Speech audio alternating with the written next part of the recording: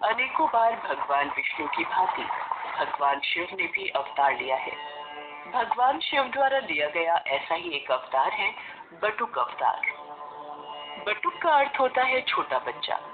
पौराणिक कथा के अनुसार एक बार माँ पार्वती की पुत्री अशोक सुंदरी ने हुंड नामक दैत्य को अपनी बाल्यावस्था में एक श्राप दिया था कि उसकी मृत्यु अशोक सुंदरी के होने वाले पति नहुष के हाथों ही होगी। इसलिए बाल्यावस्था में ही हुंड ने नहुष का वध करने की योजना बनाई। मैं अशोक सुंदरी के श्राप को सिद्ध होने से पहले ही नष्ट कर दूंगा। मैं बाल्यावस्था में ही नहुष और अशोक सुंदरी का वध कर दूंगा। मुझे ये बात माताश्री को बतानी होगी। माताश्री, माताश्री, आप कहाँ हो? मेरा हृदय व्याकुल हो रहा है। क्या हुआ अशोक सुंदरी? आप इतनी घबराई हुई क्यों हो पुत्री? माताश्री, हुंड राक्षस नहुष को मारने के लिए निकल चुका है। वो नहुष का वध करने वाला है। उसको रोक लीजिए माताश्री, नहीं तो अनर्थ हो जाएगा। हुंड राक्षस की इतनी हिम्मत कि वो नहुष की हत्या करने का साहस कर बैठा। आज हुंड दैत्य को मेरे हाथों से कोई नहीं बचा सकता। देवता, ऋषि, मुनि सब हुंड के प्रकोप से तंग आ चुके हैं। अब मुझे उसका संहार करना ही होगा। देखते ही देखते माँ पार्वती माँ काली के रूप में आ जाती है। उनका क्रोध बढ़ रहा था। वो हाथों में खड्ग लिए हुंड के वध के लिए निकल पड़ती है, किंतु यदि वो हुंड का वध कर देती तो वो प्रकृति के खिलाफ हो जाता, क्योंकि हुंड दैत्य का वध नहुष के हाथों ही लिखा था। इसलिए माँ काली को रोकना जरूरी था, पर उनके क्रोध को कौन रोकेगा, यही समस्या थी। नारायण नारायण प्रभु, माँ काली तो क्रोध में आकर हुंड का वध करने निकल चुकी है। अब इनके क्रोध को कौन शांत करेगा? कौन इन्हें रोकेगा? आप सही कह रहे हैं देवर्षि नारद। माँ काली को यदि रोका नहीं गया तो अनर्थ हो जाएगा। अब तो सिर्फ महादेव ही उनके क्रोध को शांत कर सकते हैं। जिस प्रकार उन्होंने पहले भी कई बार माँ काली के मार्ग में आकर उनके क्रोध को शांत किया है। आप तो जानते ही हैं देवर्षि नारद, जब देवी पार्वती अत्यंत क्रोधित होती हैं, तो वो महाकाली का रूप धारण कर लेती हैं और फिर उनके क्रोध को शांत करना असंभव हो जाता है। इतनी देर में सभी देवी देवता भगवान विष्णु के पास प्रकट होते हैं। प्रभु, देवी काली अत्यंत क्रोधित हो चुकी है। संसार भय से कांप रहा है। प्रभु, कुछ कीजिए। प्रभु, कुछ कीजिए। आप चिंतित मत होइए देवराजेंद्र, हम सब भगवान शिव के पास चलते हैं। महादेव, सभी देवी देवता आपके पास विनती हेतु आए हैं, इनकी सहायता कीजिए। मैं आपकी क्या सहायता कर सकता हूँ ब्रह्मदेव? आखिर क्या हुआ है? महादेव, हुंड दैत्य को पता चल चुका है कि भविष्य में उसका वध आपके होने वाले जामाता नहुष के हाथों ही होगा, इसलिए वो उसकी हत्या हेतु निकला है।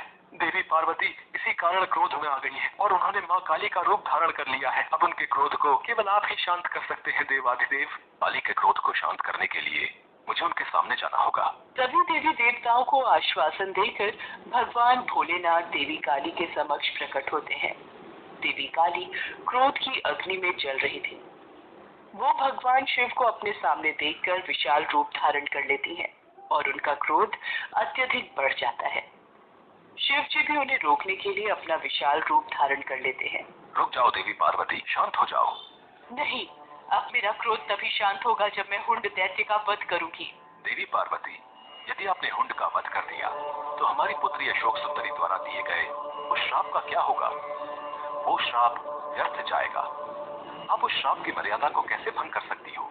आप जानते हैं प्रभु, हुंड ने हमारी पुत्री और होने वाले जमाता को मारने का दुस्साहस किया है और आप कहते हैं कि मैं शांत हो जाऊं?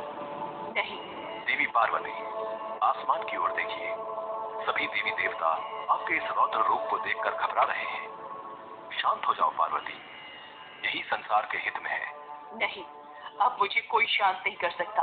आप मेरे मार्ग से हट जाइए, मैं आज नहीं रुकूंगी। पर रुकिए देवी पार्वती, हमारी पुत्री अशोक सुंदरी और नहुष दोनों ही सकुशल हैं, उन्हें कुछ नहीं हुआ। नारायण नारायण, अब क्या होगा प्रभु? माता तो क्रोध की अग्नि में आगे बढ़ चुकी है। अब महादेव माता को कैसे शांत करेंगे? उन्होंने तो महादेव की बात को मानने से भी इनकार कर दिया है। देवर्षि नारद, भगवान शिव के होते हुए हमें चिंता करने की कोई आवश्यकता नहीं है। वो देवी काली के क्रोध को शांत अवश्य करेंगे, आप निश्चिंत रहिए। माँ काली क्रोध में आगे बढ़ती जा रही थी। तभी उन्हें एक बालक के रोने की आवाज सुनाई दी। वास्तव में वो बालक कोई और नहीं बल्कि महादेव का ही अवतार था, जो हूबहू दिखने में महादेव की तरह ही था। अपने बाल रूप में महादेव रोए जा रहे थे। उनका रोना बंद नहीं हो रहा था। लगातार रोते बच्चे की आवाज को सुनकर माँ काली रुक जाती है। बच्चे का रोना माँ काली से देखा नहीं गया। वो उस बालक के पास जाती है। छोटे से बालक को रोता हुआ देख माँ काली से रहा नहीं जाता और वो उस बालक को गोद में उठा लेती है। ये बालक क्यों रो रहा है? ये बालक तो चुप ही नहीं हो रहा। लगता है मेरे इस रूप को देखकर ये डर रहा है। मुझे अपने वास्तविक रूप में आ जाना चाहिए। बालक की करुण आवाज को सुनकर माँ काली अपना क्रोध भूल जाती है और वो अपने वास्तविक रूप में आ जाती है और बच्चे को खिलाने लगती है। बालक भी चुप हो जाता है। तभी वहां पर देवर्षि नारद और भगवान विष्णु सभी देवताओं के साथ प्रकट होते हैं। देवी पार्वती, ध्यान से इस बालक की तरफ देखिए। आपके क्रोध को शांत करने के लिए ही महादेव ने इस बालक का रूप धरा है। और ये जो रो रहे थे वो इनकी पीड़ा थी। ये जानते थे कि आप इस समय अत्यंत दुखी हैं और आपने अपने क्रोध को और आपने अपने दुख को क्रोध में परिवर्तित कर लिया है और क्रोध विनाशकारी होता है। ये तो आपको परिचित है देवी पार्वती। इसलिए आपके क्रोध को शांत करने के लिए ही महादेव ने इस बालक का रूप धरा था। आज ये सिद्ध हो गया कि अत्यंत क्रोध को अत्यंत प्रेम भाव से ही शांत किया जा सकता है। महादेव आज से आपके इस बाल रूप को बटुक अवतार के रूप में जाना जाएगा। सभी देवी देवता भगवान शिव और माता पार्वती पर फूलों की वर्षा करने लगे। उस दिन से भगवान शिव के बटुक अवतार को भक्तगण पूजते